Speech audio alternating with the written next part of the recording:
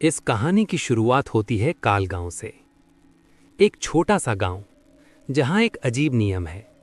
जो बाहर से आता है सबसे पहला सवाल यही पूछता है, आईना कहाँ है? और जवाब मिलता है, यहां आईना जरूरी नहीं, यहां चेहरा बदल जाता है। समीर एक रिसर्च स्टूडेंट था। उसका विषय था लोकल हॉरर मिथ्स। जब उसने काल गांव के बारे में पढ़ा तो उसे लगा बस अफवाहें हैं। वो कैमरा, डायरी और रिकॉर्डर लेकर गांव पहुंच गया। गांव में घुसते ही एक बूढ़ी औरत ने कहा, रात के बाद खुद को मत देखना बेटा। समीर हंस पड़ा। समीर को ठहराया गया एक पुराने घर में। घर साफ था, लेकिन अजीब बात, दीवारों पर कपड़ा टंगा था जहां कभी आईना रहा होगा।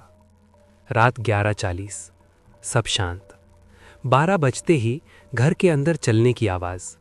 समीर ने रिकॉर्डर ऑन किया। फिर एक आवाज, तू दिखता है। समीर चौंका, कौन? समीर को लगा कोई उसे देख रहा है। उसने मोबाइल का फ्रंट कैमरा खोला और जम गया। स्क्रीन पर उसका चेहरा था, लेकिन आंखें उसकी नहीं थीं। स्क्रीन अपने आप बंद हो गई। सुबह समीर ने गांव वालों से पूछा। एक बूढ़े ने सच्चाई बताई। सालों पहले यहां एक तांत्रिक रहता था।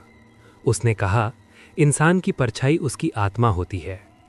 उस तांत्रिक ने एक ऐसा प्रयोग किया जिसमें आईने के जरिए आत्माएं बाहर आने लगी। जो लोग खुद को ज्यादा देखते थे वो खुद ही गायब हो गए।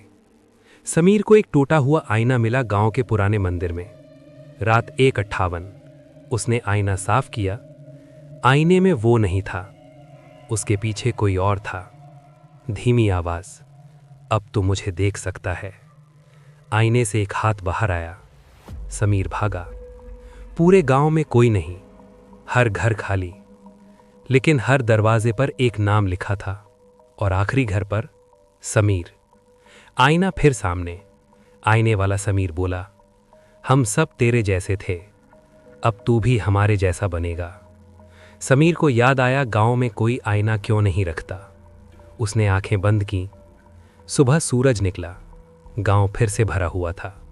समीर नहीं मिला, लेकिन हर घर में अब एक छोटा आईना था।